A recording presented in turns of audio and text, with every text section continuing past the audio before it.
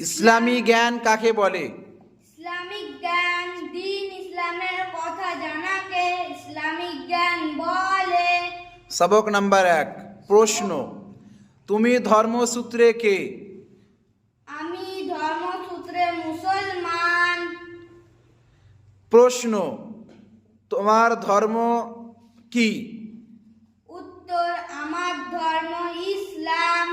প্রশ্ন, ইসলাম কি শিক্ষা দেয়?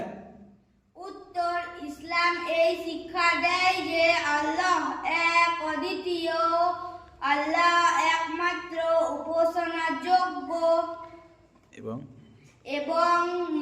এবং হযরত মুহাম্মদ সাল্লাল্লাহু আলাইহি ওয়াসাল্লাম আল্লাহর রাসূল।